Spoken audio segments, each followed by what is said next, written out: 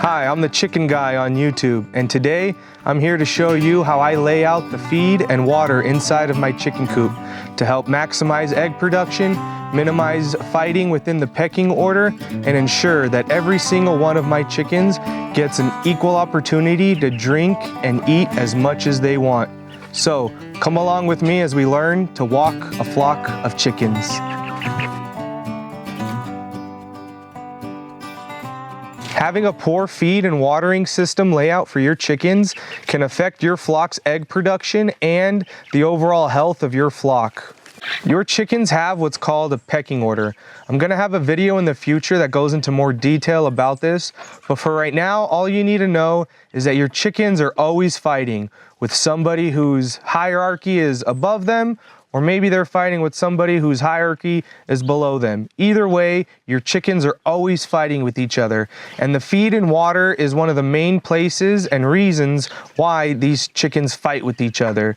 So having a good layout and a proper system can help to minimize all of this, helping your flock overall.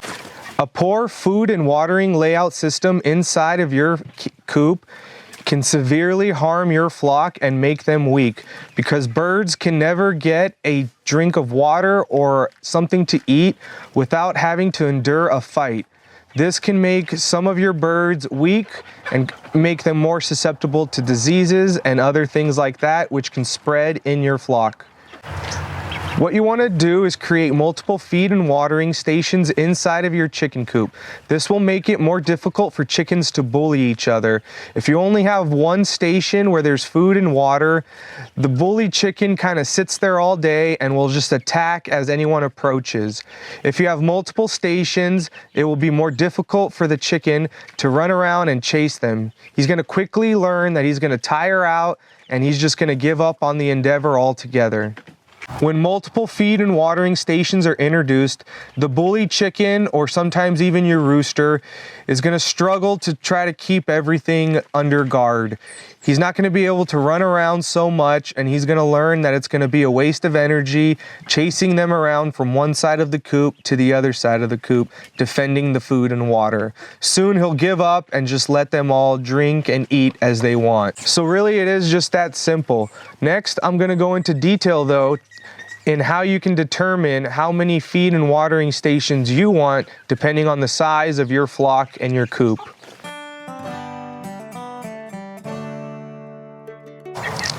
Don't forget to subscribe. You can watch the video and decide later on if you like it, and if you do, don't forget to like the video also. So to start, your flock should always have at least 2 feed and watering stations as far apart from each other as possible. Preferably put them on one side of the coop and then a feed and water on the other side of the coop. That way they'll have to run from one side to the other side if they want to chase somebody down. Even if your flock is only 2 or 3 or even 4 birds, I recommend doing this. Give your birds more than one place they can eat and drink. Next, for every 5 birds that you get, I recommend adding a feed and watering station.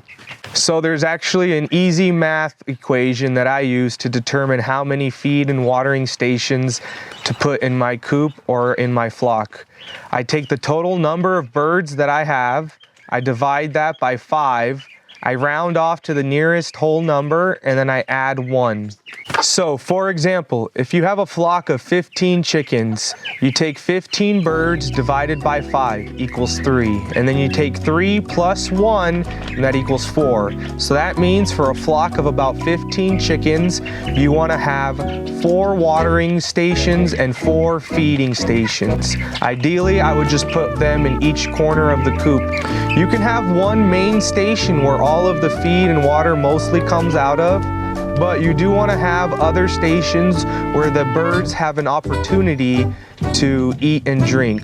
So you don't need to have every single station being equal size of feed and water. You just do want to offer feed and water in more than one location. If you have only, say, 8 chickens and you do 8 divided by 5 and you only get 1.6, I would just round up and make that 2, and then you have 2 plus 1. So for a flock of about 8 chickens, I would recommend having at least 3 stations where they can get food or water. You can decide for yourself and your flock if you want to round up or round down, but I always recommend giving them more opportunities to drink and eat. Now, you might ask yourself, do you ever stop? If you start getting into the 75, 80, 90, 100, or even more chickens, are you going to still divide that by 5 plus 1? Well, ideally, yeah. But also, it depends. You have to remember why you're doing this. It's to stop the fighting inside of your flock and to make sure that every single one of your birds is getting an equal opportunity to both drink and eat. So I recommend sticking to the system. I have a flock here of 50 chickens, and I have about 11 water and 11 feed stations for them. I'm gonna give you guys a tour of the place right now and show you, but for right now, I think it's worth doing, and it definitely helps with the overall health and prosperity of your flock. One tip that I want to give you guys when setting up your chicken coop is to consider putting in dividers around these feed and watering stations and just throughout your coop. It can help break up the coop and help minimize fighting and chasing inside of the coop. It provides an obstacle around the feed and water, giving something for the rooster or that bully chicken of yours to consider before pursuing that fight. Also, it'll give your chickens extra barrier and extra opportunity to eat and drink if they are getting bullied. So it's a good thing to put up these barriers. I've used just about anything, plywood, old child dividers. Right now I'm actually using a collapsible dog kennel, and I just broke them into pieces and I have them scattered throughout the coop. So remember, for a successful chicken flock, take the total number of chickens in your flock, divide that by 5, round that number up or down, add 1, and that's how many watering and feed stations you should have. Put them as far apart from each other as possible, and consider putting up dividers or barriers along the way to keep chasing and fighting down to a minimum.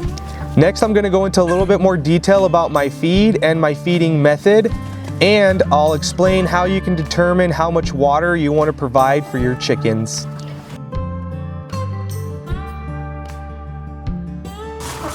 So, how much water does a chicken need? I assume you're asking because you don't want to have to go outside every day or so to top off the water. Well, a chicken can drink about 0.9 to 1.1 gallons of water a day, depending on its size and, of course, the weather and different conditions. I would just round it off to about a gallon a chicken a week. Now, in the summertime, of course, I would try to provide more than that, and in any type of extreme heat, I would, of course, make sure that they always have fresh water. But for an average rule of thumb, you want to give 1 gallon of water per chicken per week. So if you have a flock of about 8 chickens, you want to provide 8 gallons of water a week.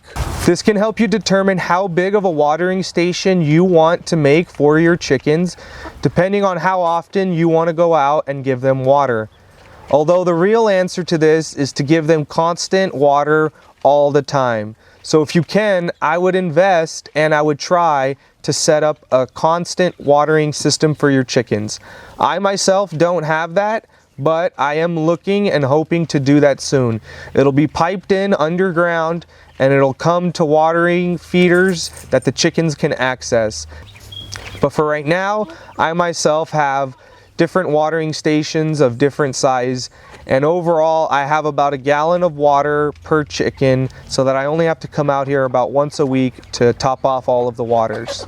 So the bottom line is you want to provide about 1 gallon of water per chicken per week if you just want to come out once a week and top that water off.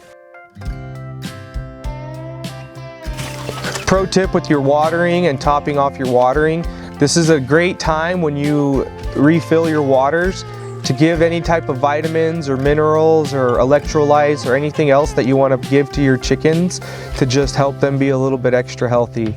I put this in my chickens, and I'll also put in some diatomaceous earth. You don't have to do this step, but I have noticed, especially in the summer, how this can help the flock thrive. But basically, you want to make sure that your chickens just always have access to clean, fresh water. A simple concept that all pet owners stand by, which actually leads into one of my most controversial concepts, and that is giving your birds 24-hour access to feed as well as water.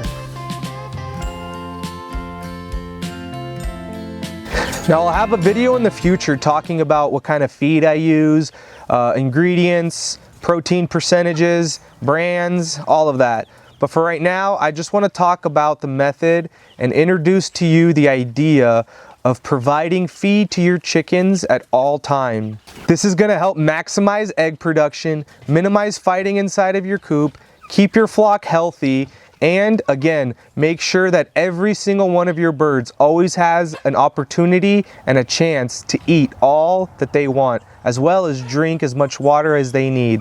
I'll have a video in the future going into more detail about this method, but for right now, I just want to introduce the idea to you of always giving your birds an opportunity and a chance to eat. The one thing I do want to say is that your bird is not going to just sit there all day and eat the feed. They will still scavenger, they will still run around, and they're not going to just go through your feed. The idea is to just provide access to food to them, just like you give them water. They'll figure out for themselves when they want to eat, when they want to drink, when they want to scavenger, and when they want to hunt.